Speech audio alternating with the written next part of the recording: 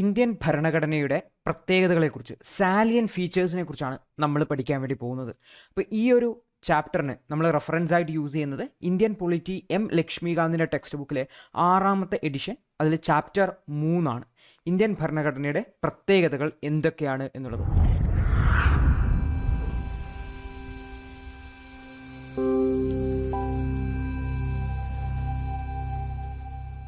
അപ്പോൾ നിങ്ങളെല്ലാവരും അറിഞ്ഞിട്ടുണ്ടാവും Indian polity എന്ന് പറയുന്ന നമ്മുടെ കോഴ്സ്. അതിൽ എം ലക്ഷ്മികാന്തിൻ്റെ ടെക്സ്റ്റ് ബുക്കിനെ ബേസ് ചെയ്തിട്ട് സിവിൽ സർവീസ് പരീക്ഷയ്ക്ക് പ്രിപ്പയർ ചെയ്യുന്നവർക്ക് വേണ്ടി ലോഞ്ച് ചെയ്തിട്ടുണ്ട്. അപ്പോൾ ഇത് 3 പാർട്ടായിട്ടാണ്. ഏറ്റവും പ്രധാനപ്പെട്ട വിഷയങ്ങളിലൊന്നാണ്. വളരെ എളുപ്പത്തിൽ നമുക്ക് മാർക്ക് നേടിയെടുക്കാൻ പറ്റുന്നൊരു വിഷയമാണ്. അപ്പോൾ 1ാമത്തെ പാർട്ടിന് 2000 രൂപയാണ് കോഴ്സ് ഫീ. അപ്പോൾ ഈ ഒരു വിഷയം കൃത്യമായിട്ട് പഠിക്കുകയാണെങ്കിൽ പ്രിലിമിനറിക്ക് നിങ്ങൾക്ക് 30 മാർക്കിലധികം ഷുവറായിട്ട് ഉറപ്പിക്കാം. മെയിൻസിന് GS2-ൽ 70 മാർക്കിലധികം ഉറപ്പിക്കാൻ വേണ്ടി പറ്റും. നമ്മളൊരു സ്ട്രാറ്റജി പ്രപ്പോസ് ചെയ്യേണ്ടത് ആ ഒരു സ്ട്രാറ്റജി പ്രകാരം ഫോളോ ചെയ്യുകയാണ്. ഇതുകൂടാതെ ലേണേഴ്സിൻ്റെ 1% ക്ലബിലേക്ക് ഇപ്പോൾ എക്സ്ക്ലൂസീവ് ആക്സസ് കോഴ്സ് പർച്ചേസ് ചെയ്തവർക്ക് മാത്രമാണ് കൊടുക്കുന്നത്. അത് വളരെ ആക്റ്റീവായിട്ടുള്ളൊരു കമ്മ്യൂണിറ്റിയാണ്. ആ ഒരു ക്ലബിൽ മെമ്പറായാൽ തന്നെ നിങ്ങൾ സ്വാഭാവികമായിട്ടും UPSCയുടെ ആ ഒരു ലൈനിലേക്ക് മാറിയിരിക്കും. കാരണം അത്രയും ആക്റ്റീവായിട്ടുള്ള പ്രവർത്തനങ്ങളാണ് അവിടെ നടക്കുന്നത്. അപ്പോൾ കൂടുതൽ അറിയാൻ വേണ്ടിയിട്ടും കോഴ്സ് പർച്ചേസ് ചെയ്യുന്നതിനെക്കുറിച്ച് അറിയുന്നതിനും ക്ലബിൻ്റെ മെമ്പർഷിപ്പിനെ കുറിച്ചൊക്കെ അറിയാൻ ഈ ഒരു നമ്പറിലേക്ക് വിളിക്കുകയോ അല്ലെങ്കിൽ വാട്സപ്പ് ചെയ്യുകയോ ഒക്കെ ചെയ്യാവുന്നതാണ്. നമ്മുടെ ഈ ഒരു integrated step by step strategy പ്രകാരമുള്ള ഈ ഒരു കോഴ്സ് ഒരിക്കലും മിസ് ചെയ്യാതിരിക്കുക. നിങ്ങളുടെ സിവിൽ സർവീസ് എന്ന് പറയുന്ന സ്വപ്നത്തിൻ്റെ ഒരു തുടക്കം, അല്ലെങ്കിൽ നിങ്ങളുടെ ഒരു ആക്റ്റീവായിട്ടുള്ള ഒരു എഫേർട്ട് ചിലപ്പോൾ തുടങ്ങുന്നത് ഈ ഒരു കോഴ്സിലൂടെ ആയിരിക്കും. അത് കൃത്യമായിട്ട് നിങ്ങൾക്ക് ആത്മവിശ്വാസവും ഒക്കെ നൽകുന്നതായിരിക്കും. അപ്പോൾ നമ്മൾക്കറിയാം നമ്മുടെ ഭരണഘടന എന്ന് പറയുന്നത് വലിയൊരു ഡോക്യുമെൻ്റാണ്. അത് വളരെ യുണീക്കായ ഒരു ഡോക്യുമെൻ്റാണ്. കാരണം യുണീക്ക് എന്ന് പറയാൻ അതിലെ കണ്ടൻറ്റും അതിലെ ആശയങ്ങളുമൊക്കെ വളരെ യുണീക്കായിട്ട് നമുക്ക് കാണാൻ വേണ്ടി പറ്റും. കാരണം പല പ്രത്യേകതകളും മറ്റ് ഭരണഘടനകളിൽ കാണാത്ത പ്രത്യേകതകൾ കാണാം. കൂടാതെ തന്നെ മറ്റ് ഭരണഘടനകൾ ഉണ്ടെങ്കിലും അതിൻ്റെ കുറച്ചുകൂടി ഒരു ഇലാബറേറ്റഡ് ആയിട്ടുള്ള, കുറച്ചുകൂടി ഡീറ്റെയിൽഡ് ആയിട്ടുള്ള, കുറച്ചുകൂടി വ്യക്തമായ ഒരു ആശയത്തോടു കൂടിയുള്ള ഒരു ഭരണഘടനയാണ് നമ്മുടെ ഭരണഘടന എന്ന് പറഞ്ഞാൽ. അപ്പോൾ ഇങ്ങനെ ഒരു ഭരണഘടന ഉണ്ടാക്കുന്നതിന് വേണ്ടി നമ്മുടെ ഭരണഘടന പല രാജ്യങ്ങളിൽ നിന്നും പല ആശയങ്ങളും കടമെടുത്തിട്ടുണ്ട്. അതായത് ഏകദേശം 60ഓളം ഭരണഘടനകൾ പരിശോധിച്ചിട്ടുണ്ട് എന്നാണ് നമ്മൾ പഠിച്ചെടുക്കുന്നത്. അപ്പോൾ 60ഓ അതിലധികമോ ഭരണഘടനകൾ പരിശോധിച്ച ശേഷമാണ് അവ പഠിച്ച് അവയിൽ നിന്ന് നല്ല കാര്യങ്ങൾ മാത്രം എടുത്ത് നമ്മുടെ രാജ്യത്തിൻ്റെ സാഹചര്യത്തിന് അനുകൂലമായിട്ട് അതിനെ മാറ്റം വരുത്തിയിട്ടാണ് നമ്മുടെ ഭരണഘടന തയ്യാറാക്കിയിട്ടുള്ളത്. അപ്പോൾ ഇത്തരത്തിലുള്ള ഒരു ഭരണഘടന അതിന് ഒരുപാട് പ്രത്യേകതകളുണ്ട്. മറ്റ് ഭരണഘടനകളിൽ നിന്നും വ്യത്യസ്തമാക്കുന്ന ഒരുപാട് പ്രത്യേകതകളുണ്ട്. ഇതുകൂടാതെ ആദ്യമുണ്ടാക്കിയ ഭരണഘടനയ്ക്ക്, അതായത് 1949 ഉണ്ടാക്കിയ ഭരണഘടനയ്ക്ക് ഒരുപാട് മാറ്റങ്ങൾ കൊണ്ടുവന്നു. ഇത്തരം മാറ്റങ്ങളെയാണ് നമ്മൾ അമെൻമെൻറ്റ്സ് എന്ന് വിളിക്കുന്നത്. അമെൻമെൻറ്റ് ആക്റ്റിലൂടെയാണ് കൊണ്ടുവരുന്നത്. അതായത് ഭരണഘടനാ ഭേദഗതി നിയമം എന്ന് നമ്മൾ വിളിക്കും, അമെൻമെൻറ്റ് ആക്ട്. അപ്പോൾ ഇതിലേറ്റവും പ്രധാനപ്പെട്ട അമെൻമെൻറ്റിൽ ഒന്നാണ് 42ാമത്തെ അമെൻമെൻറ്റ്. 42ാമത്തെ അമെൻമെൻറ്റ് 1976 ഇന്ദിരാഗാന്ധിയുടെ സമരത്താണ് നടക്കുന്നത്. ഇന്ദിരാഗാന്ധി അതായത് അടിയന്തരാവസ്ഥ പ്രഖ്യാപിച്ച സമയത്ത്, അതായത് ആഭ്യന്തര പ്രശ്നത്തിൻ്റെ പേരിൽ ഇൻറ്റേർണൽ എമർജൻസി ഡിക്ലെയർ ചെയ്ത സമയത്ത് കൊണ്ടുവന്ന ഭരണഘടനാ ഭേദഗതിയാണ് ഈ ഒരു 1976 ഈ ഒരു 42ാമത്തെ ഭരണഘടനാ ഭേദഗതി. അപ്പോൾ ഈ ഒരു ഭരണഘടനാ ഭേദഗതിയിൽ ഒരുപാട് മാറ്റങ്ങൾ നമ്മളെ ഭരണഘടനയിൽ കൊണ്ടുവന്നിട്ടുണ്ട്. അത് ഇത്തരത്തിൽ ഒരുപാട് മാറ്റങ്ങൾ കൊണ്ടുവന്നതുകൊണ്ട് തന്നെ ഈ ഒരു ഭരണഘടനാ ഭേദഗതിയെ തന്നെ മിനി കോൺസ്റ്റിറ്റ്യൂഷൻ എന്നാണ് വിളിക്കുന്നത്. അതായത് ഈ ഒരു 42ാമത്തെ ഭരണഘടനാ ഭേദഗതിയാണ് മിനി കോൺസ്റ്റിറ്റ്യൂഷൻ എന്ന് വിളിക്കുന്നതെന്ന് ഓർത്തു വെക്കുക. മിനി എന്ന് പറഞ്ഞാൽ ചെറിയൊരു കോൺസ്റ്റിറ്റ്യൂഷൻ തന്നെയാണ്. കാരണം ഭരണഘടനയിൽ അത്രയും മാറ്റങ്ങൾ ഈ ഒരു ഭരണഘടനാ ഭേദഗതിയിലൂടെ കൊണ്ടുവന്നിട്ടുണ്ട് എന്ന് ഓർത്തു വെക്കുക. അപ്പോൾ ഈ ഭരണഘടനയ്ക്ക് ഇങ്ങനെ മാറ്റങ്ങൾ കൊണ്ടുവരുന്നത് ഭരണഘടനയുടെ ആ ഒരു ആദ്യം ഉണ്ടാക്കിയ പ്രത്യേകതകളിൽ നിന്നൊക്കെ ഒരുപാട് വ്യത്യാസം വരാൻ വേണ്ടിയിട്ട് കാരണമാവാറുണ്ട്. അപ്പോൾ ഇതിനിടയിലാണ് സുപ്രീം കോടതിയുടെ ഒരു ഇടപെടൽ ഉണ്ടാകുന്നത്. 1973 കേശവാനന്ദ ഭാരതി കേസ്, അതായത് കേശവാനന്ദ ഭാരതി കേസ് 1973, അല്ലെങ്കിൽ ഈ ഒരു കേസിനെ കേശവാനന്ദ ഭാരതി വസ് സ്റ്റേറ്റ് ഓഫ് കേരള കേസ് 1973 എന്നും പറയാറുണ്ട്. അപ്പോൾ ഈ ഒരു കേസിൽ സുപ്രീം കോടതി പറഞ്ഞത് എന്താണെന്ന് വെച്ച് കഴിഞ്ഞാൽ, നമ്മുടെ പാർലമെൻറ്റിന് ഭരണഘടനയിൽ ഭേദഗതി വരുത്താനുള്ള അവകാശം നൽകുന്നത് ആർട്ടിക്കിൾ 368 എന്ന് പറഞ്ഞാൽ ഭരണഘടനയിലെ തന്നെ ഒരു ആർട്ടിക്കിളാണ്. ആർട്ടിക്കിൾ 368. ആർട്ടിക്കിൾ 368 ഇതാണ് ഭരണഘടന ഭേദഗതി ചെയ്യുന്നതിന് പാർലമെൻറ്റിന് അധികാരം കൊടുക്കുന്നത്. പാർലമെൻറ്റിന് പവർ കൊടുക്കുന്നത് ഈ ഒരു ഭരണഘടനാ ഭേദഗതിയാണ്, അല്ലെങ്കിൽ ഈ ഒരു ഭരണഘടന അനുച്ഛേദമാണ്, അല്ലെങ്കിൽ ആർട്ടിക്കിളാണ്. അപ്പോൾ ഈ ഒരു ഭരണഘടന അനുച്ഛേദം അല്ല ആർട്ടിക്കിൾ പ്രകാരം പാർലമെന്റിന് ഭരണഘടനയെ ഭേദഗതി ചെയ്യാനുള്ള അവകാശമുണ്ട്. പക്ഷേ ഇത്തരത്തിൽ ഭേദഗതി ചെയ്യുന്ന സമയത്ത് ഭരണഘടനയ്ക്ക് ഒരു ബേസിക് സ്ട്രക്ചർ ഉണ്ട്, അല്ലെങ്കിൽ ഒരു അടിസ്ഥാന ആശയമുണ്ട്, അല്ലെങ്കിൽ ഒരു അടിസ്ഥാനമായ സ്പിരിറ്റ് ഉണ്ട്. അതായത് എങ്ങനെയായിരിക്കണം നമ്മുടെ രാജ്യം, എങ്ങനെയായിരിക്കണം നമ്മുടെ രാജ്യം ഉണ്ടാകേണ്ടത് എന്നത് സംബന്ധിച്ച് ഭരണഘടനാ നിർമ്മാണ സമിതി തന്നെ കൊണ്ടുവന്ന ഒരു ആശയമുണ്ട്. അപ്പോൾ അത്തരത്തിലുള്ള ആശയങ്ങളെയാണ് ബേസിക് സ്ട്രക്ചർ എന്ന് പറയുന്ന വാക്കുകൊണ്ട് അന്ന് സുപ്രീം കോടതി വിശേഷിപ്പിച്ചത്.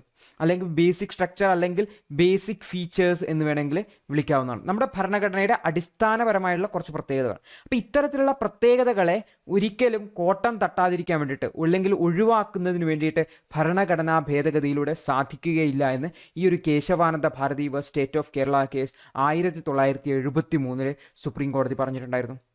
അപ്പോൾ എന്താണ് ഇപ്പോൾ നമ്മൾ മനസ്സിലാക്കുന്നത്? നമുക്കൊരു ഭരണഘടനയുണ്ട്, ആ ഒരു ഭരണഘടനയ്ക്ക് ഒരുപാട് പ്രത്യേകതകളുണ്ട്. പക്ഷേ ഈ ഒരു പ്രത്യേകതകളെല്ലാം തന്നെ മാറ്റുന്നതിന് വേണ്ടിയിട്ട് ഭരണഘടനയിൽ മാറ്റം വരുത്താനുള്ള അധികാരം ഭരണഘടന തന്നെ പാർലമെന്റിന് നൽകിയിട്ടുണ്ട്, ആർട്ടിക്കിൾ 368 പ്രകാരം. അപ്പോൾ പാർലമെന്റിന് നമ്മുടെ ഭരണഘടന എങ്ങനെ മാറ്റാൻ വേണ്ടി പറ്റുമോ? മാറ്റാമായിരുന്നു. പക്ഷേ സുപ്രീം കോടതി 1973 ഈ ഒരു ബേസിക് സ്ട്രക്ചർ എന്ന് പറയുന്ന ഒരു ആശയം കൊണ്ടുവന്നതോടെ എന്ത് സംഭവിച്ചു? ഈ ഒരു ഭരണഘടനയിൽ മാറ്റം വരുത്താം, പക്ഷേ ഭരണഘടനയുടെ ബേസിക് സ്ട്രക്ചർ എന്ന് പറയുന്ന കാര്യങ്ങൾ, ഈ ബേസിക് സ്ട്രക്ചർ എവിടെയാണ് പറഞ്ഞിരിക്കുന്നത്? അത് നമ്മുടെ ഭരണഘടനയിൽ പറഞ്ഞിട്ടില്ല. നമ്മുടെ സുപ്രീം കോടതിയാണ് ഇത്തരത്തിലുള്ള ഒരു വാക്ക് കൊണ്ടുവന്നത്. അപ്പോൾ സുപ്രീം കോടതി തന്നെ പറഞ്ഞിട്ടുണ്ട് ഇന്ന കാര്യങ്ങൾ നമ്മുടെ പാർലമെന്ററി സിസ്റ്റം ഭരണഘടനയാണ്, ഫെഡറൽ സിസ്റ്റം ഭരണഘടനയുടെ ബേസിക് സ്ട്രക്ചറാണ്. അപ്പോൾ ഇത്തരത്തിലുള്ള കുറേ കാര്യങ്ങൾ ബേസിക് സ്ട്രക്ചറാണ് അല്ലെങ്കിൽ അടിസ്ഥാന ആശയങ്ങളാണെന്ന് സുപ്രീം കോടതി തന്നെ പറഞ്ഞു. അപ്പോൾ ആ ലിസ്റ്റ് സുപ്രീം കോടതി തന്നെ പല കേസുകളിലായിട്ട് ഇങ്ങനെ കൂട്ടി വന്നുകൊണ്ടിരിക്കുകയാണ്. അപ്പോൾ ഇത്തരത്തിലുള്ള ഈ ഒരു ബേസിക് സ്ട്രക്ചറിനെ, അടിസ്ഥാന ആശയത്തിന് എന്ത് ചെയ്യാൻ പറ്റില്ല? അൾട്ടർ ചെയ്യാൻ വേണ്ടിയിട്ട് ഭരണഘടനാ ഭേദഗതിയിലൂടെ പറ്റുകയില്ല. അപ്പോൾ നമ്മുടെ ഭരണഘടനയുടെ ആ ഒരു ബേസിക് കാര്യങ്ങൾ എപ്പോഴും അതുപോലെ തന്നെ നിലനിൽക്കും എന്നാണ് നമ്മൾ മനസ്സിലാക്കേണ്ടത്. നമ്മുടെ ഭരണഘടനയുടെ പ്രത്യേകതകൾ നോക്കുമ്പോൾ നമുക്ക് ഏകദേശം 17ഓളം പ്രത്യേകതകൾ കാണാൻ പറ്റും. അപ്പോൾ ഈ ഒരു 17 പ്രത്യേകതകളുമാണ് ഇനി വരുന്ന ക്ലാസ്സുകളിലും ഈ ക്ലാസ്സിലുമായിട്ട് നമ്മൾ പഠിക്കാൻ വേണ്ടി പോകുന്നത്. അതിൽ ഒന്നാമത്തെ പ്രത്യേകത എന്ന് പറഞ്ഞാൽ ലെങ്തിയസ്റ്റ് റിട്ടൺ കോൺസ്റ്റിറ്റ്യൂഷൻ എന്നുള്ളതാണ്. അതായത് ലോകത്തിലെ എഴുതപ്പെട്ട ഭരണഘടനകളിൽ ഏറ്റവും വലിയ ഭരണഘടന നമ്മുടെ ഭരണഘടനയാണ്. അപ്പോൾ സ്വാഭാവികമായിട്ട് നിങ്ങൾക്ക് ഉണ്ടാകുന്ന ഒരു ചോദ്യം, അപ്പോൾ എന്താണ് ഈ ഒരു റിട്ടൺ കോൺസ്റ്റിറ്റ്യൂഷൻ? അപ്പോൾ വേറൊരു കൺസ്റ്റിറ്റ്യൂഷനും വേണം. എന്താണ് അൺറിട്ടൺ കോൺസ്റ്റിറ്റ്യൂഷൻ എന്നുള്ളത്? അപ്പോൾ എഴുതപ്പെട്ട ഭരണഘടന, റിട്ടൺ കോൺസ്റ്റിറ്റ്യൂഷൻ എന്ന് പറഞ്ഞു കഴിഞ്ഞാൽ എഴുതപ്പെട്ട ഭരണഘടന എന്ന് പറയാം, എഴുതപ്പെട്ട ഭരണഘടന എന്ന് വേണമെങ്കിൽ പറയാം. അൺറിട്ടൺ എന്ന് പറഞ്ഞു കഴിഞ്ഞാൽ എഴുതപ്പെട്ട അതല്ലാത്ത ഭരണഘടന, പക്ഷേ ഇതും എഴുതിയ ഭരണഘടന തന്നെയാണ്. പക്ഷെ എന്താണ് വ്യത്യാസം? റിട്ടൺ കോൺസ്റ്റിറ്റ്യൂഷൻ എന്ന് പറഞ്ഞു കഴിഞ്ഞാൽ ഒരു ഭരണഘടനാ നിർമ്മാണ സമിതി, കോൺസ്റ്റിറ്റ്യൂവന്റ് അസംബ്ലി ഉണ്ടാക്കിയ ഭരണഘടനയാണ്. അത് ഒരു പ്രത്യേക ദിവസം നിലവിൽ വരുന്നതാണ്. ഒരു പ്രത്യേക ദിവസം നിലവിൽ വരുന്നു. Came into force on one day, came into force in one particular day. ഒരു പ്രത്യേക ദിവസമാണ് ഈ ഒരു ഭരണഘടന നിലവിൽ വരുന്നത്. അപ്പോൾ റിട്ടൺ കോൺസ്റ്റിറ്റ്യൂഷൻ്റെ പ്രത്യേകത എന്താ? അത് ഉണ്ടാക്കുന്നത് ഒരു സമിതിയോ മറ്റോ ആണ് ഉണ്ടാക്കുന്നത്. നമ്മുടെ ഭരണഘടന ഉണ്ടാക്കാൻ ഒരു കോൺസ്റ്റിറ്റ്യൂവന്റ് അസംബ്ലി, ഭരണഘടനാ നിർമ്മാണ സമിതി ഉള്ളതുപോലെ തന്നെ. അപ്പോൾ അതിനുശേഷം ഈ ഒരു ഭരണഘടന ഒരു പ്രത്യേക ദിവസമാണ് നിലവിൽ വരുന്നത്. അത് നമുക്ക് പറയാൻ പറ്റും ഇന്ന ദിവസമാണ് ഈ ഭരണഘടന നിലവിൽ വന്നതെന്ന്. പക്ഷേ അൺറിട്ടൺ കോൺസ്റ്റിറ്റ്യൂഷൻ എന്താണ്? അൺറിട്ടൺ കോൺസ്റ്റിറ്റ്യൂഷനിൽ അതിലൊരു കോൺസ്റ്റിറ്റ്യൂവന്റ് അസംബ്ലി പോലത്തെ ഒരു സംഗതി ഉണ്ടാവണമെന്നില്ല. കൂടാതെ അത് ഒരു ദിവസം നിലവിൽ വന്നതായിരിക്കില്ല. കാലാകാലങ്ങളായിട്ട് ഉണ്ടാക്കുന്ന നിയമങ്ങളെല്ലാം തന്നെ കൂട്ടിച്ചേർത്തിട്ടുണ്ടാക്കുന്ന ഭരണഘടനയാണ് അൺറിട്ടൺ കോൺസ്റ്റിറ്റ്യൂഷൻ എന്ന് വിളിക്കുന്നത്. അപ്പോൾ രണ്ടും എഴുതിയതാണോ? എഴുതിയിട്ട് തന്നെയാണ് ഉള്ളത്. കാരണം അൺറിട്ടൺ ആയിക്കഴിഞ്ഞാലും അതെന്താണ് എഴുതി വെച്ചിട്ടുണ്ടാവും. പക്ഷെ അതെന്താ കുറേ ദിവസങ്ങളിൽ ഉണ്ടാക്കിയ ഡോക്യുമെൻറ്റുകളായിരിക്കും, അല്ലെങ്കിൽ കുറേ വർഷങ്ങളായിട്ടുള്ള ഡോക്യുമെൻറ്റുകളായിരിക്കും ഈ ഒരു ഭരണഘടനയുടെ ഭാഗമായി മാറുന്നത്. പിന്നീട് നമ്മൾ റിട്ടൺ അൺറിട്ടൺ കോൺസ്റ്റിറ്റ്യൂഷൻ വളരെ വിശദമായിട്ട് മനസ്സിലാക്കുന്നതായിരിക്കും. അപ്പോൾ ഇപ്പോൾ മനസ്സിലാക്കുക, നമ്മുടെ ഭരണഘടന എന്ന് പറഞ്ഞു കഴിഞ്ഞാൽ എഴുതപ്പെട്ട ഭരണഘടനയാണ്. എന്തുകൊണ്ട്? നമുക്കൊരു ഭരണഘടനാ നിർമ്മാണ സമിതി ഉണ്ടായിരുന്നു. ആ നിർമ്മാണ സമിതിയാണ് നമ്മുടെ ഭരണഘടന ഉണ്ടാക്കിയത്. ആ ഭരണഘടന ഒരു പ്രത്യേക ദിവസമാണ് നിലവിൽ വന്നത്. ഏതാണ് ദിവസം? നമ്മുടെ റിപ്പബ്ലിക് ഡേ, ജനുവരി 26, 1950 ജാനുവരി 26 നിലവിൽ വന്നത്. അപ്പോൾ റിപ്പബ്ലിക് ഡേ നിലവിൽ വന്നു. അപ്പോൾ ഇത്തരത്തിലുള്ള ഒരു ഭരണഘടനയാണ് റിട്ടൺ കോൺസ്റ്റിറ്റ്യൂഷൻ എന്ന് പറയുന്നത്. അപ്പോൾ അമേരിക്കയുടെ ഭരണഘടന ഒരു റിട്ടൺ അല്ലെങ്കിൽ എഴുതപ്പെട്ട ഭരണഘടനയാണ്. എന്നാൽ ബ്രിട്ടനിലെ ഭരണഘടന എന്ന് പറഞ്ഞാൽ അൺറിട്ടൺ ആണ്. അതായത് അവിടുത്തെ ഈ ഒരു ഭരണഘടനയുടെ ഭാഗം എന്ന് പറഞ്ഞു കഴിഞ്ഞാൽ വളരെ നൂറ്റാണ്ടുകൾക്ക് മുമ്പേ തന്നെ ഉണ്ടാക്കിയ നിയമങ്ങളും ഇപ്പോഴുണ്ടാക്കുന്ന നിയമങ്ങളും എല്ലാം കൂട്ടിച്ചേർത്തതാണ് അവരുടെ ഭരണഘടന എന്ന് പറയുന്നത്. അപ്പോൾ നമ്മുടെ ഭരണഘടന റിട്ടൺ ആണെന്ന് ഓർത്തു വെക്കാം. അപ്പോൾ ഇത്തരത്തിലുള്ള റിട്ടൺ ഭരണഘടനകളിൽ തന്നെ, എഴുതപ്പെട്ട ഭരണഘടനയിൽ തന്നെ ഏറ്റവും നീളം കൂടിയ, ഏറ്റവും വലിയ ഭരണഘടനയാണ് നമ്മുടെ ഭരണഘടന. ഇത് നമ്മുടെ ഭരണഘടനയുടെ ഒരു പ്രത്യേകതയാണ്. അപ്പം നമ്മുടെ ഭരണഘടന 1949 ഫൈനൽ ഡ്രാഫ്റ്റ് അംഗീകരിക്കുന്ന സമയത്ത് അതിൽ 395 ആർട്ടിക്കിളുകൾ ഉണ്ടായിരുന്നു, 22 പാർട്ടുകൾ ഉണ്ടായിരുന്നു, ഷെഡ്യൂളുകൾ 8 ഉണ്ടായിരുന്നു. അപ്പോൾ നമ്മളിത് ഓൾറെഡി മനസ്സിലാക്കിയതാണ്. അപ്പോൾ എന്നാൽ അതിനുശേഷം ഈ ഭരണഘടനയിൽ നമ്മൾ പറഞ്ഞു അമെൻമെൻറ്റുകൾ വരുത്താറുണ്ടെന്ന്. അപ്പോൾ ഇത്തരത്തിൽ അമെൻമെൻറ്റുകൾ വരുത്തുന്ന സമയത്ത് എന്ത് സംഭവിച്ചു? നമ്മുടെ ഭരണഘടനയിൽ ആർട്ടിക്കിളുടെ എണ്ണം കൂടി, പാർട്ടുകളുടെ എണ്ണം കൂടി, ഷെഡ്യൂളുകളുടെ എണ്ണം കൂടി. അപ്പോൾ നോക്കിക്കഴിഞ്ഞാൽ ഏകദേശം 95ഓളം ആർട്ടിക്കിളുകൾ നമ്മുടെ ഭരണഘടനയിൽ കൂട്ടിച്ചേർത്തിട്ടുണ്ട്. ഏകദേശം 4 പാർട്ടുകൾ കൂട്ടിച്ചേർത്തിട്ടുണ്ട്. Part 4A fundamental duty, 9A 9B അത് പഞ്ചായത്തും മുനിസിപ്പാലിറ്റിയും സംബന്ധിച്ച്, പിന്നെ 14A എന്ന് പറയുന്ന ഒരു പാർട്ട് കൂടി. ഇതുപോലെ 4 ഷെഡ്യൂളുകളും കൂട്ടിച്ചേർത്തിട്ടുണ്ട്. അപ്പോൾ എന്താണ് ഈ ഒരു പാർട്ട്, എന്താണ് ഷെഡ്യൂളുകൾ എന്ന് നമ്മൾ വിശദമായിട്ട് പിന്നീട് പഠിക്കുന്നതായിരിക്കും. അപ്പോൾ 4 ഷെഡ്യൂളുകളുണ്ട്. അതായത് ഭരണഘടനയുടെ അവസാനമുള്ള പട്ടികകളാണ് ഷെഡ്യൂളുകൾ എന്ന് വിളിക്കുന്നത്. അപ്പോൾ 4 ഷെഡ്യൂളുകൾ കൂട്ടിച്ചേർത്തിട്ടുണ്ട്. 9, 10, 11, 12. അപ്പോൾ നമുക്കിന്ന് 12 ഷെഡ്യൂളുകളാണ് ഉണ്ടാവുക. അപ്പോൾ ഇത് കൂട്ടിച്ചേർത്ത ഭാഗമാണ്. ഇതേപോലെ തന്നെ ഡിലീറ്റ് ചെയ്തിട്ടുണ്ട്. അപ്പോൾ 20ഓളം ആർട്ടിക്കിളുകൾ ഭരണഘടനയിൽ നിന്ന് ഡിലീറ്റ് ചെയ്ത് കളഞ്ഞിട്ടുണ്ട്. ഒരു പാർട്ടും, പാർട്ട് 8 എന്ന് പറയുന്ന ഒരു പാർട്ടും ഡിലീറ്റ് ചെയ്ത് കളഞ്ഞിട്ടുണ്ട്. അപ്പം നമ്മുടെ ഭരണഘടനയിൽ എന്താണ്? കൂട്ടിച്ചേർക്കൽ നടന്നിട്ടുണ്ട്, വെട്ടിനിരത്തൽ നടന്നിട്ടുണ്ട്. കൂട്ടിച്ചേർത്തിട്ടുണ്ട്, ഡിലീറ്റ് ചെയ്ത് കളഞ്ഞിട്ടുണ്ട്. അപ്പം നിലവിൽ നമ്മുടെ ഭരണഘടന നോക്കിക്കഴിഞ്ഞാൽ ഏകദേശം ഒരു 470ഓളം ആർട്ടിക്കിളുകൾ ഉണ്ടാവും. കൂടാതെ 25 പാർട്ടുകൾ ഉണ്ടാവും. കാരണം ആദ്യം 22 ഉണ്ടായിരുന്നത്, പിന്നെ ഒരു 4 പാർട്ട് കൂട്ടി, അപ്പോൾ 26ആയി. ഒരു പാർട്ട് ഡിലീറ്റ് ചെയ്തു, അപ്പോൾ 25ആയി. ഷെഡ്യൂളുകൾ ആദ്യം 8 ഉണ്ടായിരുന്നത്, അതിനൊപ്പം 4 ഷെഡ്യൂളുകൾ കൂട്ടിച്ചേർത്തു. ഷെഡ്യൂളുകളൊന്നും തന്നെ ഡിലീറ്റ് ചെയ്ത് കളഞ്ഞിട്ടില്ല. അതുകൊണ്ട് 8 ഷെഡ്യൂളുകൾ, 8 ഉള്ളത് 12 ഷെഡ്യൂളുകളായിട്ട് മാറി. അപ്പോൾ നമ്മുടെ ഭരണഘടന നോക്കിക്കഴിഞ്ഞാൽ നമ്മുടെ ഭരണഘടനയിൽ ഇപ്പോൾ ഏകദേശം 470ഓളം ആർട്ടിക്കിളുകൾ ഉണ്ട് എന്ന് നമുക്ക് പറയാൻ വേണ്ടി പറ്റും. അപ്പോൾ നമ്മുടെ ഭരണഘടന എഴുതപ്പെട്ട ഭരണഘടനകളിൽ ഏറ്റവും നീളം കൂടിയ ഭരണഘടനയാണ്. അപ്പോൾ ലോകത്തിൽ ഒരു ഭരണഘടന നോക്കിക്കഴിഞ്ഞാലും നമ്മുടെ അത്ര ആർട്ടിക്കിളുകളും ഷെഡ്യൂളുകളും ഒക്കെയുള്ള ഭരണഘടന നമുക്ക് കാണാൻ വേണ്ടി പറ്റില്ല. ഒരു ഉദാഹരണത്തിന് അമേരിക്കയുടെ ഭരണഘടന, അമേരിക്കയുടെ ഫെഡറൽ ഭരണഘടന ഒറിജിനലി തുടക്കത്തിൽ അത് വെറും 7 ആർട്ടിക്കിളുകളാണ് ഉണ്ടായിരുന്നത്. നമുക്ക് എത്രയുണ്ട്? തുടക്കത്തിൽ തന്നെ 395, ഇന്ന് ഏകദേശം 470+ ഉണ്ട്. ഓസ്ട്രേലിയ നോക്കുവാണെങ്കിൽ 128, ചൈനയാണെങ്കിൽ 138, കനേഡിയൻ കോൺസ്റ്റിറ്റ്യൂഷൻ കാനഡയുടേതാണെങ്കിൽ 147. നമ്മൾ ഇതിൻ്റെയൊക്കെ നോക്കിക്കഴിഞ്ഞാൽ ഏകദേശം 3 മടങ്ങ് ആർട്ടിക്കിളുകൾ നമ്മളെ ഭരണഘടനയിലുണ്ട്. അത്രയും ഡീറ്റെയിൽഡ് ആയ ഒരു ഭരണഘടനയാണ് നമ്മുടെ ഭരണഘടന എന്ന് മനസ്സിലാക്കുക.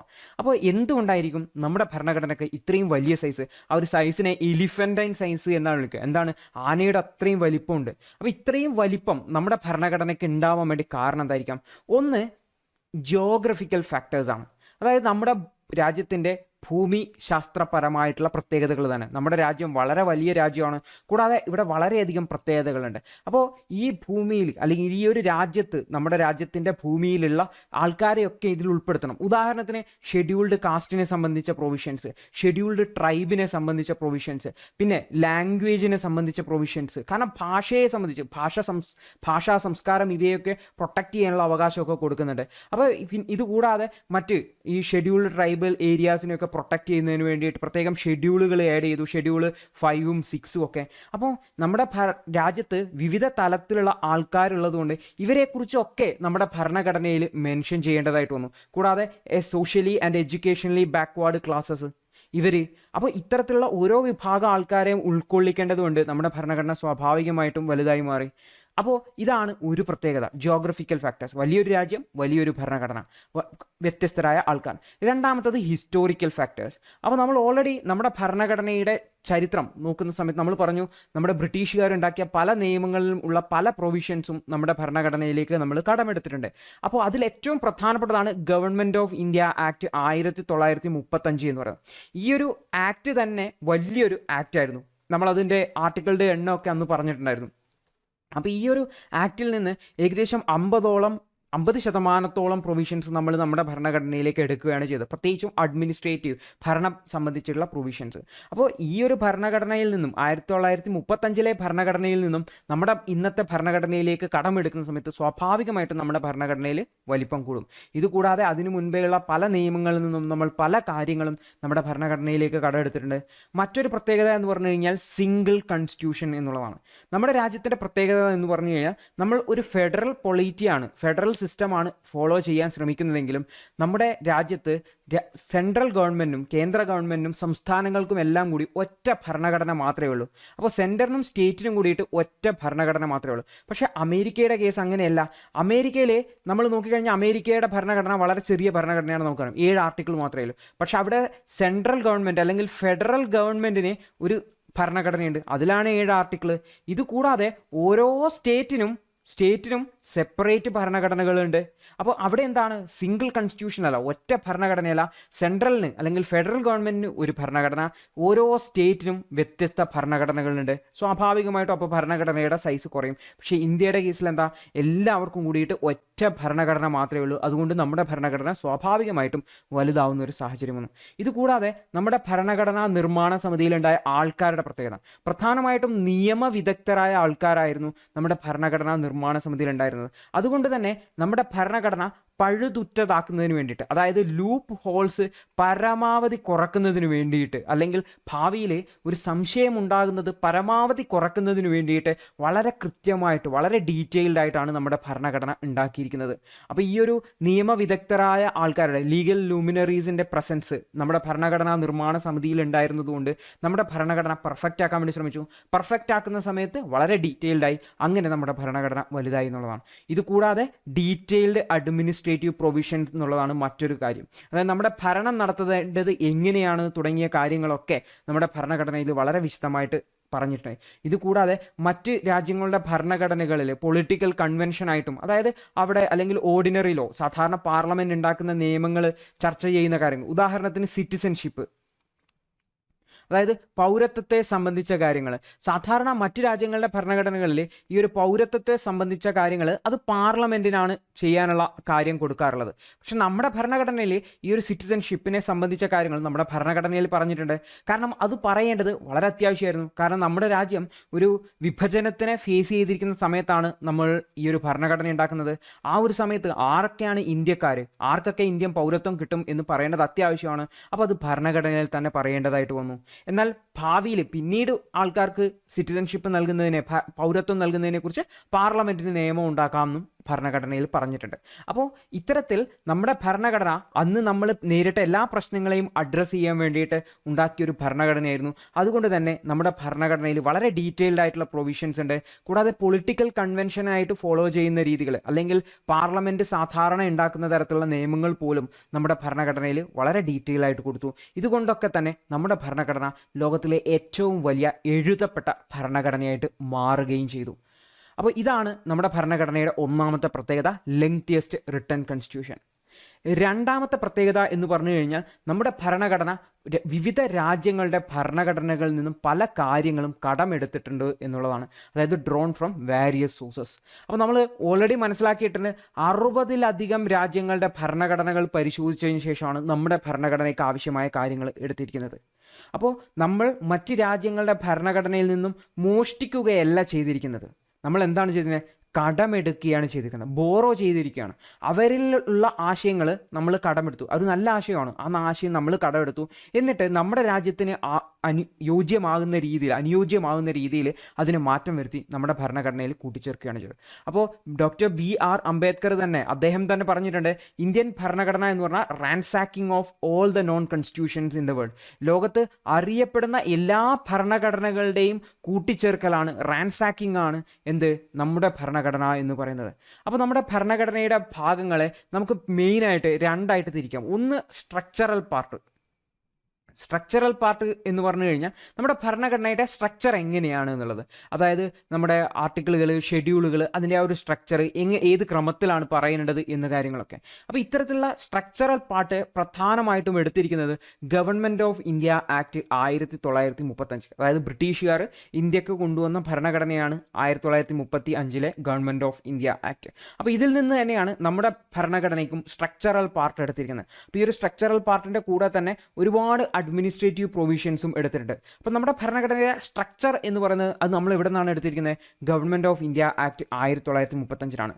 മറ്റൊരു പ്രധാനപ്പെട്ട ഭാഗമാണ് ഫിലോസഫിക് പാർട്ട്, തത്വശാസ്ത്രപരമായിട്ടുള്ള ആശയങ്ങൾ. അതായത് നമ്മുടെ ഭരണഘടന എങ്ങനെയുള്ള ഒരു രാജ്യത്തിനെയാണ് വിഭാവനം ചെയ്യുന്നത്, നമ്മുടെ രാജ്യത്തിലെ ജനങ്ങൾക്ക് എന്തൊക്കെ അവകാശങ്ങളാണുള്ളത്, നമ്മുടെ രാജ്യം എങ്ങനെയുള്ള ഒരു ഭരണമാണ് മുന്നോട്ട് കൊണ്ടുപോകാൻ ആഗ്രഹിക്കുന്നത് തുടങ്ങിയ കാര്യങ്ങളൊക്കെയാണ് ഈ ഒരു ഫിലോസഫിക്കൽ പാർട്ടിൽ വരുന്നത്. അപ്പോൾ ഈ ഒരു ഫിലോസഫിക്കൽ പാർട്ടിനെ നമുക്ക് ഫണ്ടമെൻ്റൽ റൈറ്റ് ഒന്നാണ്. ഫണ്ടമെൻ്റൽ റൈറ്റ് എന്നാൽ നമ്മുടെ രാജ്യത്തെ പൗരന്മാർക്കും മറ്റുള്ളവർക്കും ലഭിക്കുന്ന അവകാശങ്ങളെക്കുറിച്ചുള്ളത്. അപ്പോൾ അത് അമേരിക്കയിൽ നിന്നാണ് എടുത്തിരിക്കുന്നത്. അമേരിക്കയുടെ ബിൽ ഓഫ് റൈറ്റ്സ് എന്ന് പറയുന്ന ആശയത്തിൽ നിന്നാണ് നമ്മൾ എന്തെടുത്തിരിക്കുന്നത്? നമ്മുടെ രാജ്യത്തിൻ്റെ മൗലിക അവകാശങ്ങൾ അല്ലെങ്കിൽ ഫണ്ടമെൻ്റൽ റൈറ്റ്സ് എടുത്തിരിക്കുന്നത്. അതുപോലെ തന്നെ മറ്റൊരു ഫിലോസഫിക്കൽ പാർട്ടാണ്, അതായത് തത്വശാസ്ത്രപരമായിട്ടുള്ള ആശയങ്ങളാണ്. അതായത് നമ്മുടെ ഒരു ഭരണഘടനയുടെ സ്പിരിറ്റ്, ആത്മാവ് പോലെയുള്ള അത് അന്തസത്തയാണ് directive principles of state policy എന്ന് പറയുന്നത്. അതായത് നമ്മുടെ രാജ്യം എങ്ങനെയുള്ള ഒരു രാജ്യമായി മാറണം, അതായത് ഇവിടുത്തെ ജനങ്ങൾക്ക് എന്തൊക്കെ കാര്യങ്ങൾ നമ്മുടെ രാജ്യം കൊടുക്കണം തുടങ്ങിയ കാര്യങ്ങളൊക്കെ ഒരു നിർദ്ദേശം എന്ന രീതിയിൽ പറയുന്നത് ഈ ഒരു DPSP അല്ലെങ്കിൽ directive principles of state policy എന്ന് പറയുന്ന ഭരണഘടനയുടെ ഭാഗത്താണ്. അപ്പോൾ ഇതെടുത്തിരിക്കുന്നത് ഐറിഷ് കോൺസ്റ്റിറ്റ്യൂഷൻ എന്നാണ്, അല്ലെങ്കിൽ അയർലൻഡിൻ്റെ ഭരണഘടനയിൽ നിന്നാണ്. അപ്പോൾ നമ്മുടെ ഭരണഘടനയുടെ പ്രധാനപ്പെട്ട 2 ഭാഗങ്ങൾ, അതായത് ഫിലോസഫിക്കൽ പാർട്ടിലെ ഫണ്ടമെൻ്റൽ റൈറ്റ്സും DPSPയും എടുത്തിരിക്കുന്നത് ഇവിടെ നിന്നാണ്. ഫണ്ടമെൻ്റൽ റൈറ്റ്സ് അമേരിക്കയിൽ നിന്നും, directive principles of state policy അല്ലെങ്കിൽ DPSP എന്നുള്ളത് ഐറിഷ് അല്ലെങ്കിൽ അയർലൻഡിൽ നിന്നാണ് എടുത്തിരിക്കുന്നത്. മറ്റൊരു പ്രധാനപ്പെട്ട ഭാഗമാണ് പൊളിറ്റിക്കൽ പാർട്ട് എന്ന് പറയുന്നത്.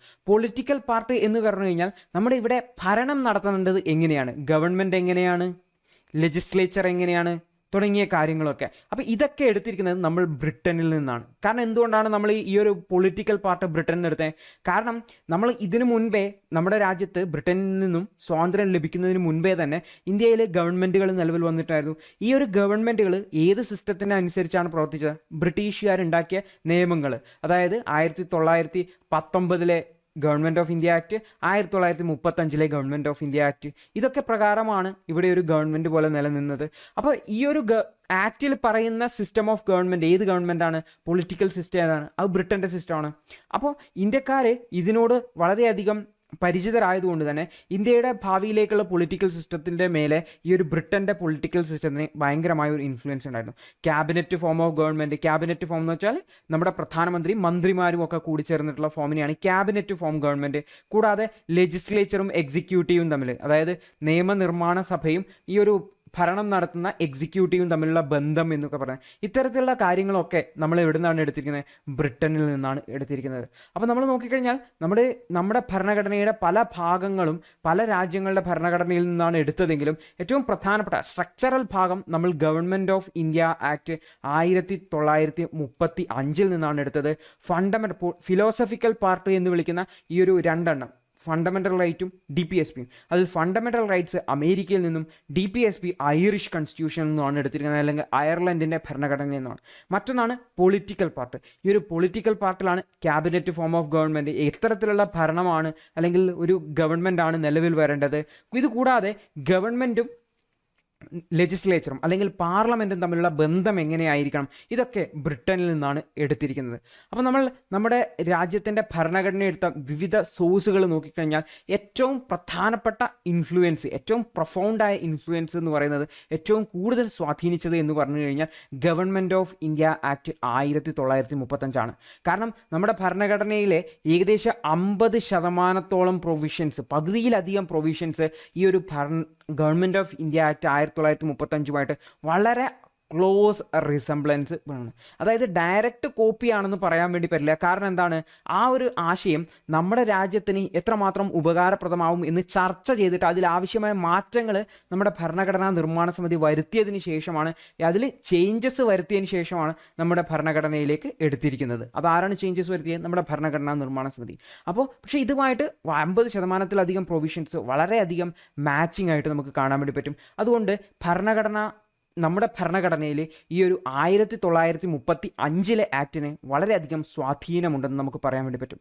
ഇനി നമ്മൾ നമ്മുടെ ഭരണഘടന ഏതൊക്കെ രാജ്യങ്ങളിൽ നിന്നാണ് കടമെടുത്തിരിക്കുന്നത്, ഭരണഘടനയുടെ വിവിധ പ്രൊവിഷൻസ് ഏതൊക്കെ രാജ്യങ്ങളിൽ നിന്നാണ് കടമെടുത്തത് എന്നാണ് നോക്കാൻ വേണ്ടി പോകുന്നത്. അപ്പോൾ ഇത് വളരെ പ്രധാനപ്പെട്ടതാണ്. വൺ വേർഡ് ഒക്കെ ആയിട്ട് വേണമെങ്കിൽ ചോദിക്കാം, അല്ലെങ്കിൽ മാച്ച് ദ ഫോളോയിങ് ഒക്കെ ആയിട്ട് ചോദിക്കാവുന്നതാണ്. അപ്പോൾ ഗവൺമെൻറ് ഓഫ് ഇന്ത്യ ആക്ട് 1935. അപ്പോൾ ഈ ഒരു ആക്ട് നമ്മൾ ഓൾറെഡി പഠിച്ചതാണ്. അപ്പോൾ ആ ആക്ടിൽ പഠിക്കുന്ന സമയത്ത് തന്നെ നമ്മൾ പറഞ്ഞിട്ടുണ്ടായിരുന്നു, അത് ഈ ആക്ടിൽ പറഞ്ഞ പല കാര്യങ്ങളും നമ്മൾ കടമെടുത്തിട്ടുണ്ട്. അതിലൊന്നാണ് 1935 ആക്ട് ഒരു ഫെഡറൽ ഗവൺമെൻറ്റിനെയാണ് നമ്മുടെ രാജ്യത്ത് കൊണ്ടുവരാൻ വേണ്ടി ശ്രമിച്ചത്. അപ്പോൾ നമ്മുടെ രാജ്യത്തെ ഫെഡറൽ സ്കീമിൻ്റെ ഒരു ഔട്ട്ലൈൻ എടുത്തിരിക്കുന്നത് ഗവൺമെൻറ് ഓഫ് ഇന്ത്യ ആക്ട് 1935 നിന്നാണ്.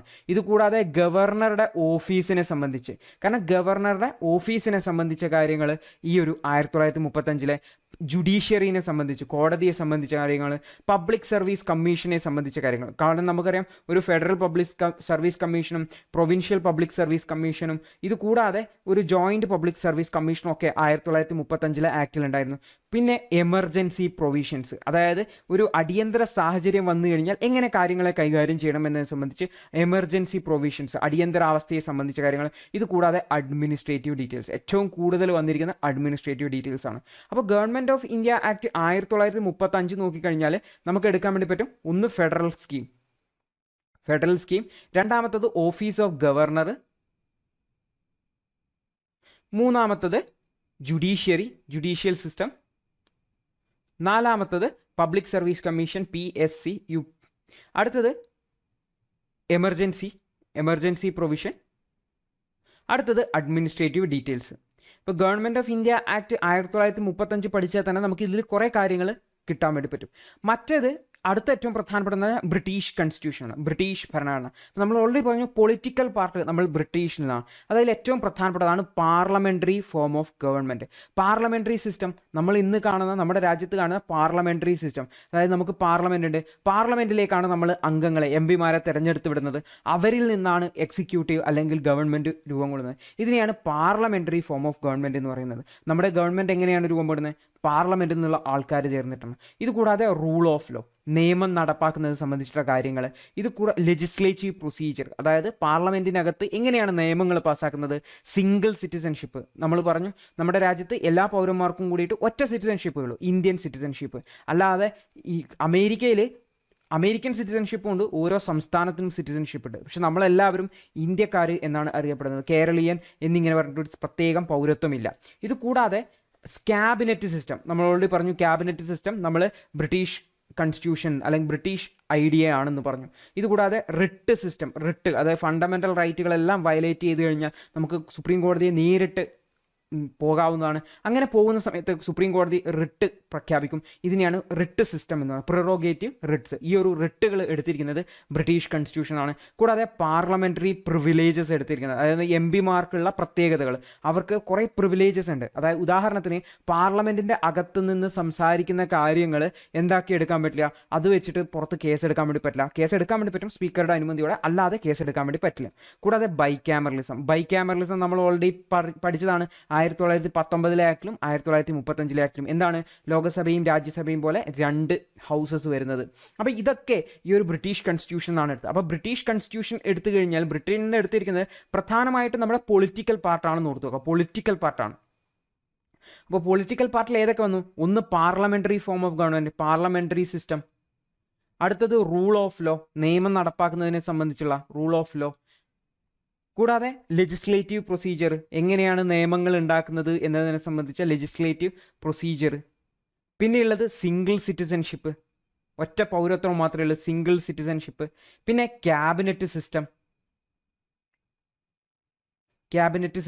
പിന്നെ റിട്ടുകൾ, പ്രിറോഗേറ്റീവ് റിട്ട്സ്, പിന്നെ പാർലമെൻ്ററി പ്രിവിലേജസ്, MPമാരുടെ പ്രിവിലേജസ്, പാർലമെൻ്ററി പ്രിവിലേജസ് അല്ലെങ്കിൽ എം പിമാരുടെ അതിലെ മെമ്പർമാരുടെ പ്രിവിലേജസ്, പിന്നെ ബൈക്യാമറലിസം. അപ്പോൾ ഇതൊക്കെ എടുത്തിരിക്കുന്നത് ബ്രിട്ടീഷ് കോൺസ്റ്റിറ്റ്യൂഷൻ എന്നാണ്. അപ്പോൾ നമ്മൾ ഈ ഒരു പോയിന്റുകളൊക്കെ ഒന്ന് നോട്ട് ചെയ്ത് ഓർത്തു വെക്കേണ്ടതാണ്, കാരണം ഇത് വളരെയധികം ചോദിക്കാൻ സാധ്യതയുള്ള ഭാഗമാണ്. അപ്പോൾ ഇനി നമുക്ക് മറ്റ് സോഴ്സുകൾ നോക്കാം. അടുത്തത് ഏറ്റവും പ്രധാനപ്പെട്ടതെന്ന് വെച്ചാൽ അമേരിക്കയുടെ ഭരണഘടനയാണ്.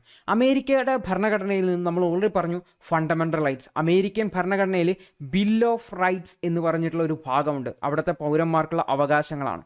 അപ്പോൾ അതുപോലെ തന്നെ ഈ ഒരു ബിൽ ഓഫ് റൈറ്റ്സിൻ്റെ മാതൃകയിലാണ് നമ്മുടെ ഭരണഘടനയിൽ മൗലികാവകാശങ്ങൾ അല്ലെങ്കിൽ ഫണ്ടമെൻ്റൽ റൈറ്റ്സ് ഉണ്ടാക്കിയിരിക്കുന്നത്. അപ്പോൾ ഈ ഒരു ഫണ്ടമെൻ്റൽ റൈറ്റ്സ് എടുത്തിരിക്കുന്നത് അമേരിക്കൻ ഭരണഘടനയിൽ നിന്നാണ്. കൂടാതെ ജുഡീഷ്യറിയുടെ ഇൻഡിപെൻഡൻസ്, അതായത് ജുഡീഷ്യറി ഇൻഡിപെൻഡൻ്റ് ആയിട്ട് നിലനിൽക്കുന്നതിന് വേണ്ടിയിട്ടുള്ള ഒരു സാഹചര്യം നമ്മുടെ ഭരണഘടന കൊടുത്തിട്ടുണ്ട്.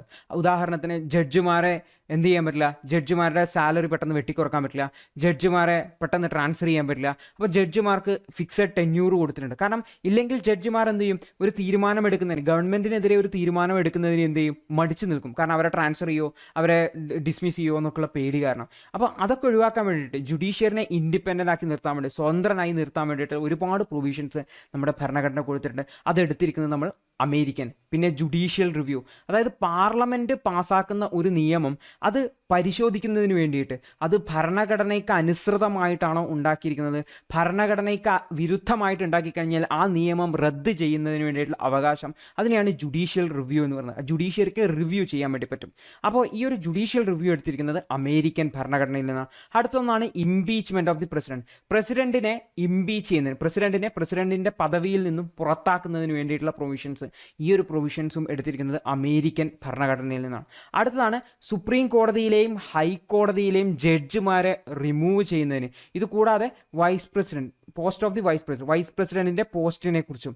അപ്പോൾ ഇതിനെക്കുറിച്ച് ഒക്കെ പ്രതിപാദിക്കുന്നത് ഈ ഒരു അമേരിക്കൻ ഭരണഘടനയിലാണ്. അപ്പം നമ്മൾ നോക്കിക്കഴിഞ്ഞാൽ അമേരിക്കൻ ഭരണഘടനയിൽ നിന്ന് പ്രധാനമായിട്ട് നോക്കിക്കഴിഞ്ഞാൽ അമേരിക്കൻ ഭരണഘടന USA നോക്കിക്കഴിഞ്ഞാൽ ഒന്ന് പ്രധാനപ്പെട്ടത് ഫണ്ടമെൻ്റൽ റൈറ്റ്സ് ആണ്. ഫണ്ടമെൻ്റൽ റൈറ്റ്സ് പ്രധാനപ്പെട്ടതാണ്. പിന്നെയുള്ളത് ജുഡീഷ്യറിയാണ്.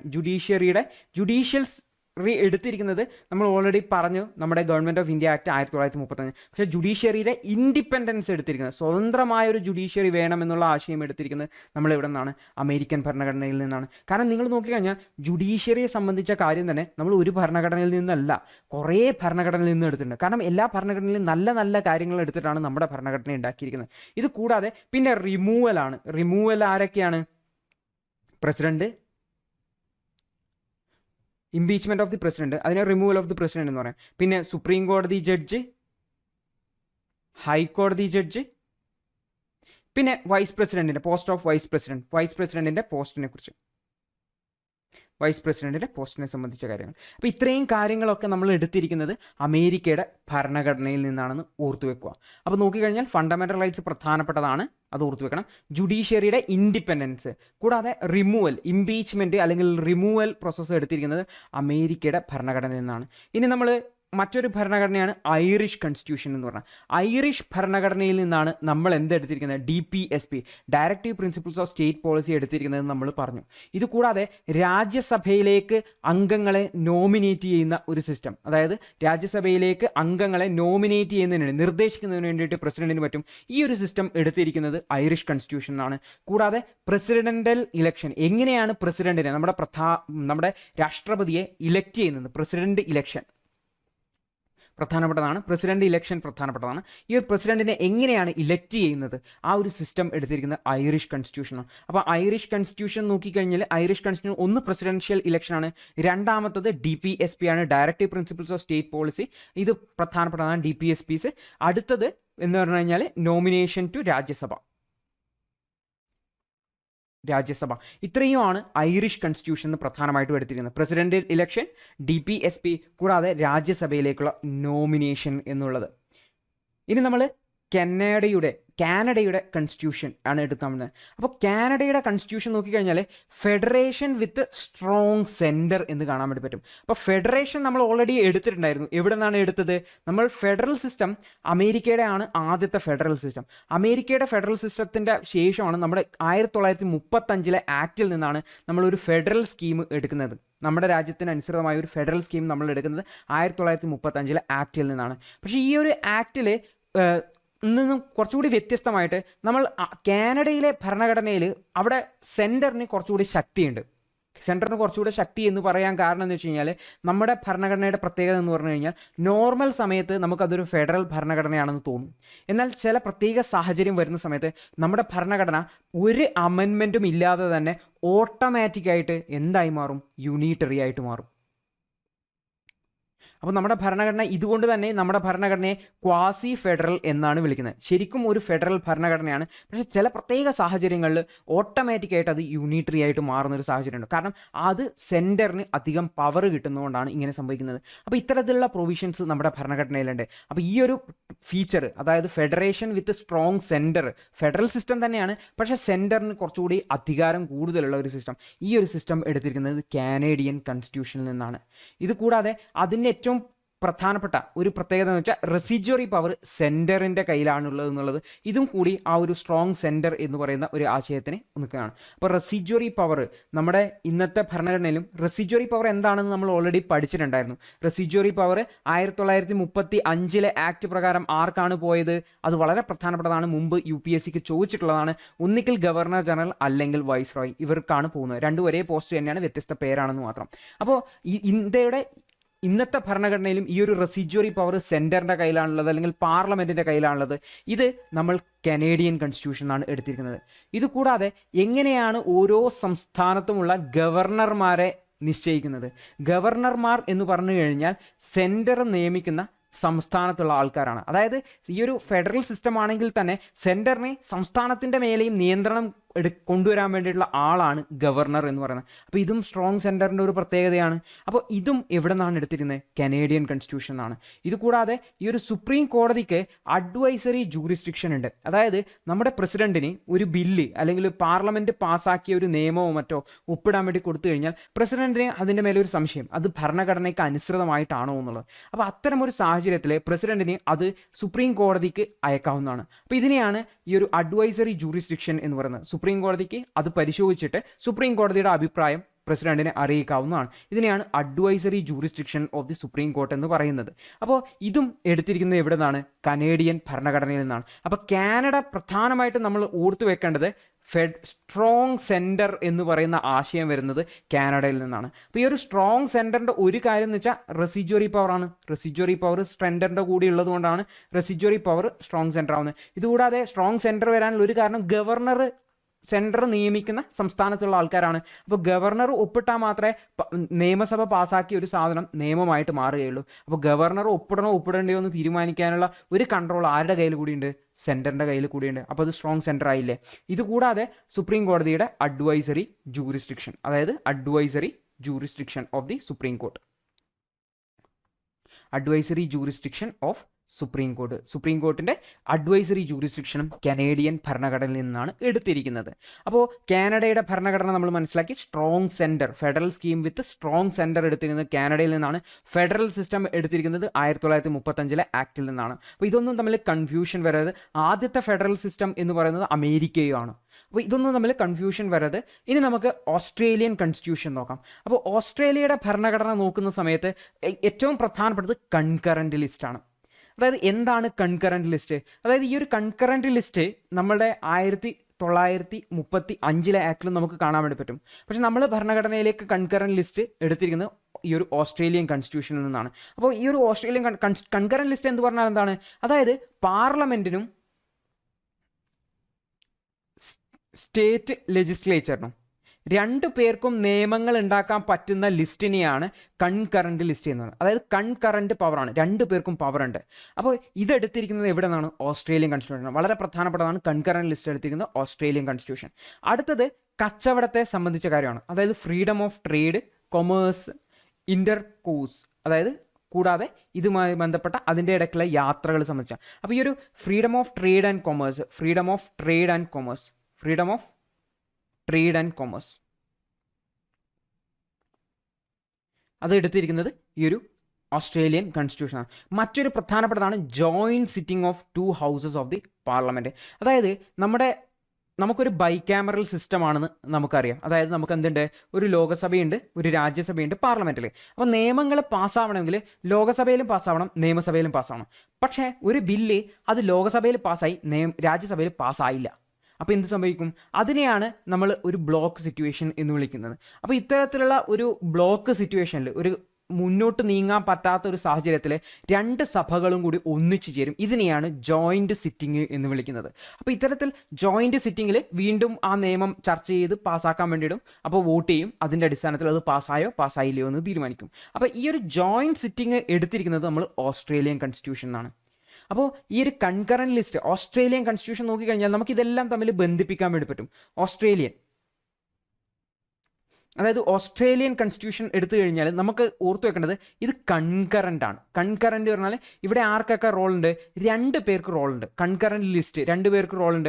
അപ്പോൾ 2 സംസ്ഥാനങ്ങൾ തമ്മിലുള്ള ട്രേഡ്, അതിനെയാണ് നമ്മൾ ഇന്റർ കോസ്റ്റ് ട്രേഡ് അല്ലെങ്കിൽ ഇന്റർ സ്റ്റേറ്റ് ട്രേഡ് എന്ന് പറയുന്നത്. അപ്പോൾ 2 സംസ്ഥാനങ്ങൾ തമ്മിലുള്ള ട്രേഡിൽ ആർക്ക് റോളുണ്ട്? അതായത് കൺകറന്റ് ലിസ്റ്റാണ്, 2 പേർക്കും അധികാരമുണ്ടാവും. അത് ഓസ്ട്രേലിയയിൽ നിന്നാണ്. മറ്റൊന്നാണ് ജോയിന്റ് സിറ്റിംഗ്. ജോയിന്റ് സിറ്റിങ്ങിലും 2 പേരുണ്ട്. ആരൊക്കെയാണ്? ലോകസഭയും രാജ്യസഭയും. അപ്പോൾ ഈ ഒരു ഓസ്ട്രേലിയയിൽ നിന്ന് എടുത്തതിന് എല്ലാം 2 പേര് ഇൻവോൾവ് ആവുന്നതാണ്. ഒന്ന് കൺകറന്റ് ലിസ്റ്റ്, നിയമം ഉണ്ടാക്കാനുള്ള പവർ. രണ്ടാമത്തേത് കച്ചവടത്തെ സംബന്ധിച്ച ഇന്റർ സ്റ്റേറ്റ് ട്രേഡിനെ കുറിച്ചുള്ള അല്ലെങ്കിൽ ഫ്രീഡം ഓഫ് ട്രേഡ്, കച്ചവടത്തിനെ സംബന്ധിച്ച കാര്യങ്ങൾ എടുക്കുന്നതിന് വേണ്ടിയിട്ടുള്ള അധികാരം. അത് പിന്നെ ജോയിന്റ് സിറ്റിംഗ്, 2 പേരും ഇരിക്കുന്നത്. അപ്പോൾ ഓസ്ട്രേലിയൻ കോൺസ്റ്റിറ്റ്യൂഷൻ മനസ്സിലായി. അപ്പോൾ ഓസ്ട്രേലിയൻ കോൺസ്റ്റിറ്റ്യൂഷനിൽ കൺകറന്റ് ലിസ്റ്റും പിന്നെ ജോയിന്റ് സിറ്റിംഗും വളരെ പ്രധാനപ്പെട്ടതാണ്. അടുത്താണ് വെയ്മർ കോൺസ്റ്റിറ്റ്യൂഷൻ ഓഫ് ജർമ്മനി. അപ്പോൾ ജർമ്മനിയിൽ ഒരുപാട് ഭരണഘടനകളുണ്ട്. അപ്പോൾ അതിലൊന്നാണ് വെയ്മർ കോൺസ്റ്റിറ്റ്യൂഷൻ. അപ്പോൾ ജർമ്മനി ഓർത്തു വെക്കാൻ വേണ്ടിയിട്ട് വളരെ എളുപ്പമാണ് വെയ്മർ കോൺസ്റ്റിറ്റ്യൂഷൻ ഓർക്കാൻ. കാരണം ജർമ്മനിയിൽ നമുക്ക് ഏറ്റവും പ്രശസ്തനായ ആളാണ് ഹിറ്റ്ലർ. ഹിറ്റ്ലർ എന്ന് പറഞ്ഞു കഴിഞ്ഞാൽ നമ്മൾ ക്രൂരതയ്ക്ക് പേര് കേട്ട ഒരാളാണ്.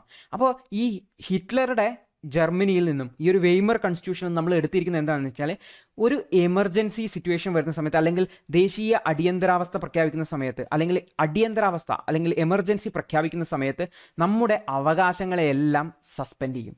നമ്മുടെ അവകാശങ്ങളെല്ലാം എടുത്തു കളയാൻ വേണ്ടി പറ്റും. അപ്പോൾ ഇതാര് മാത്രമേ ചെയ്യുള്ളൂ? ക്രൂരമായ ആൾക്കാർ മാത്രമേ ചെയ്യുള്ളൂ. ഹിറ്റ്ലർ ചെയ്യും. അപ്പോൾ നമ്മുടെ ഭരണഘടനയിൽ ഈ ഒരു സാധനമുണ്ട്, സസ്പെൻഷൻ ഓഫ് ഫണ്ടമെൻ്റൽ. നമ്മുടെ മൗലിക അവകാശങ്ങളെയൊക്കെ എടുത്തു കളയാൻ വേണ്ടി പറ്റും. Suspension of fundamental rights during emergency. അപ്പോൾ എമർജൻസി പ്രൊവിഷൻ എവിടെ നിന്നാണ് എടുത്തിരിക്കുന്നത്? എമർജൻസി പ്രൊവിഷൻ 1935 ആക്ടിൽ നിന്നാണ് ഓർത്ത് വെക്കണം. പക്ഷേ suspension of fundamental rights during emergency സമയത്ത് നമ്മുടെ മൗലിക അവകാശങ്ങളെ സസ്പെൻഡ് ചെയ്യുന്നത് എവിടെ നിന്നാണ് എടുത്തിരിക്കുന്നത്? അത് ജർമ്മൻ കോൺസ്റ്റിറ്റ്യൂഷൻ, ജർമ്മനിലെ വെയ്മർ കോൺസ്റ്റിറ്റ്യൂഷൻ എന്നാണ് എടുത്തു വെച്ചിരിക്കുന്നതെന്ന് ഓർത്തു വെക്കുക.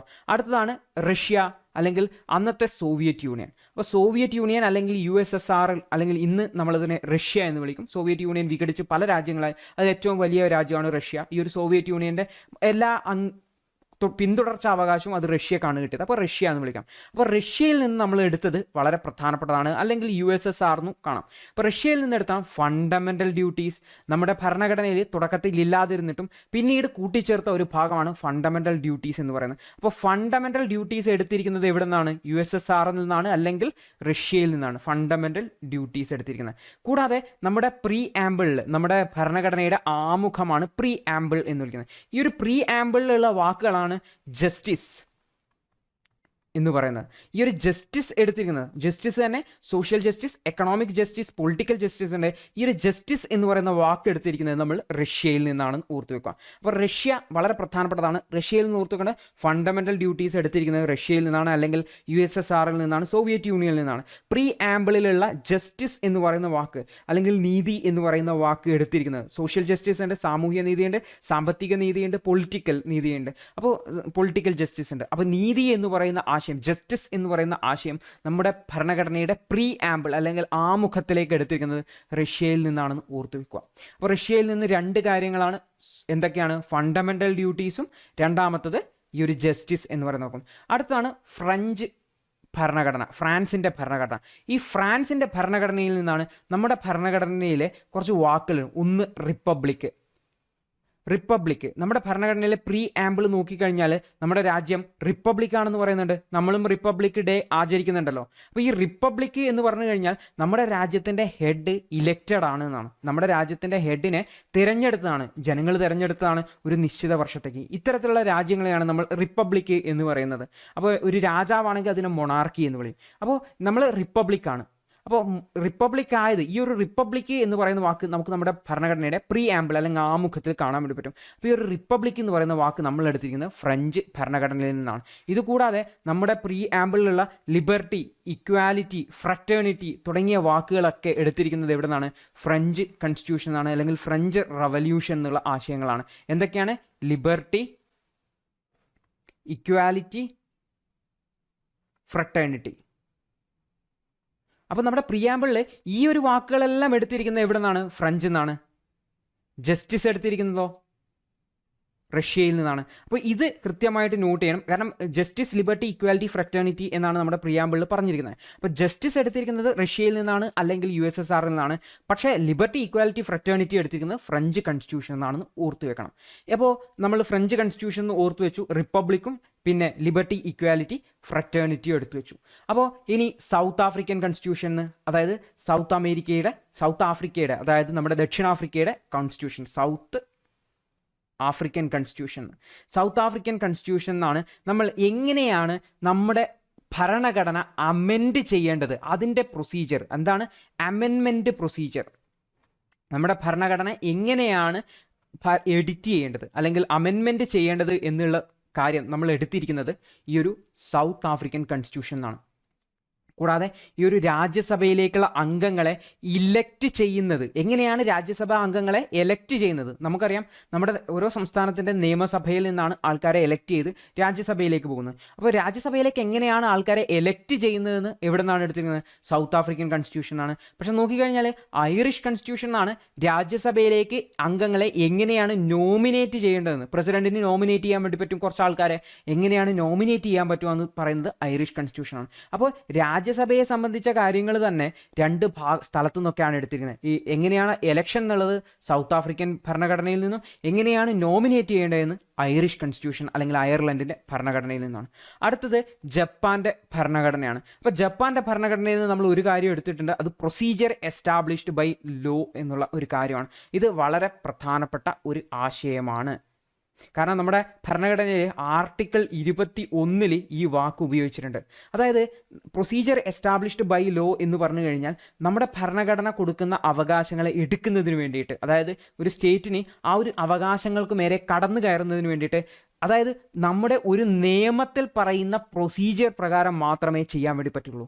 അതാണ് പ്രൊസീജിയർ എസ്റ്റാബ്ലിഷ്ഡ് ബൈ ലോ എന്ന് പറയുന്നത്. അതായത് ആദ്യം ഒരു നിയമം ഉണ്ടാവണം, ആ നിയമത്തിൽ ഒരു പ്രൊസീജിയർ പറയണം, ആ പ്രൊസീജിയർ പ്രകാരം മാത്രമേ നമ്മുടെ ഒരു അവകാശത്തിനെ എടുക്കാൻ വേണ്ടിയിട്ട് ഗവൺമെൻറ്റിന് പറ്റുകയുള്ളൂ. അതായത് എന്നെ ഇപ്പോൾ അറസ്റ്റ് ചെയ്യണമെങ്കിൽ ആ അറസ്റ്റ് ചെയ്യാൻ വേണ്ടിയിട്ടുള്ള ഞാൻ ചെയ്യുന്നത് കുറ്റമാണെന്ന് പറയുന്ന ഒരു നിയമം വേണം. ആ നിയമത്തിൽ എന്നെ എങ്ങനെയാണ് അറസ്റ്റ് ചെയ്യേണ്ടത് എന്നതിനെ സംബന്ധിച്ചുള്ള പ്രൊസീജിയർ വേണം.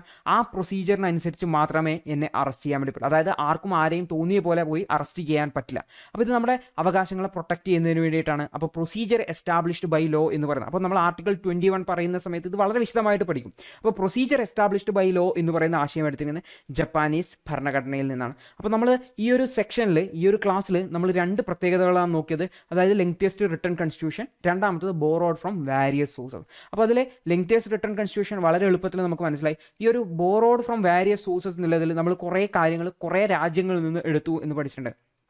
അപ്പോൾ പല പരീക്ഷകൾക്കും ഇത് ചോദിക്കാറുണ്ട്. ഫണ്ടമെൻ്റൽ റൈറ്റ്സ് എഴുതുന്നുണ്ട്, വളരെ പ്രധാനപ്പെട്ടതെന്ന് തോന്നുന്ന കാര്യങ്ങൾ ഞാൻ ചിലത് വളരെ പ്രധാനപ്പെട്ടതാണെന്ന് പറഞ്ഞിട്ടുണ്ട്, അതൊക്കെ പ്രത്യേകം നോട്ട് ചെയ്ത് വെക്കുക. ബാക്കിയുള്ള കാര്യങ്ങൾ നിങ്ങൾ ഒന്ന് സൈഡിൽ നോട്ട് ചെയ്ത് വെക്കുക. പ്രധാനപ്പെട്ടത് കൃത്യമായിട്ട് പഠിച്ചു വെക്കുക, ബാക്കിയുള്ളത് ഒന്ന് മനസ്സിൽ വെക്കുക, എന്തെങ്കിലുമായിട്ട് ലിങ്ക് ചെയ്യുക. ഉദാഹരണത്തിന് suspension of fundamental rights during emergency, ഹിറ്റ്ലറെ ഓർമ്മിച്ച് വെച്ചാൽ മതി. ഹിറ്റ്ലറെ അങ്ങനെ ചെയ്യുള്ളൂ. അതായത് അടിയന്തരാവസ്ഥ പ്രഖ്യാപിച്ചിട്ട് ജനങ്ങളുടെ അവകാശങ്ങൾ, നിങ്ങളൊന്നും സംസാരിക്കാൻ പാടില്ല, നിങ്ങളൊന്നും പറയാൻ പാടില്ല, നിങ്ങൾ മിണ്ടാതെ ഇരിക്കണം, നിങ്ങൾക്ക് എവിടെയും പോകാൻ പറ്റില്ല എന്നൊക്കെ പറയാൻ പറ്റുള്ളൂ. അപ്പോൾ അത് വെയ്മർ കോൺസ്റ്റിറ്റ്യൂഷൻ, ജർമ്മനി എന്നൊക്കെ ഓർമ്മിച്ച് വെക്കുക. ഇത് രണ്ടും പ്രധാനപ്പെട്ടതാണ്. സോവിയറ്റ്, പിന്നെ ജപ്പാനീസ് കോൺസ്റ്റിറ്റ്യൂഷൻ്റെ procedure established by law, Australian കോൺസ്റ്റിറ്റ്യൂഷൻ്റെ കൺകറന്റ് ലിസ്റ്റ്, കനേഡിയൻ കോൺസ്റ്റിറ്റ്യൂഷൻ്റെ ഫെഡറലിൻ്റെ സ്ട്രോങ് സെൻറ്റർ എന്നുള്ളത്, പിന്നെ ഐറിഷ് കോൺസ്റ്റിറ്റ്യൂഷൻ്റെ DPSP, അതുകൂടാതെ അതിൻ്റെ method of election of the presidential election, US constitution, fundamental right, ജുഡീഷ്യറിയുടെ ഇൻഡിപെൻഡൻസ്, കൂടാതെ ഈ ഒരു ഇംപീച്ച്മെൻറ്റ് പ്രോസസ്സ്. അപ്പോൾ ഇതൊക്കെ ഒന്ന് ലിങ്ക് ചെയ്ത് ഓർത്തു വെച്ച് കഴിഞ്ഞാൽ ഈ ഒരു ഭാഗത്തുനിന്ന് വളരെ കൃത്യമായിട്ട് നമുക്ക് ആൻസർ ചെയ്യാൻ വേണ്ടി പറ്റുന്നതായിരിക്കും.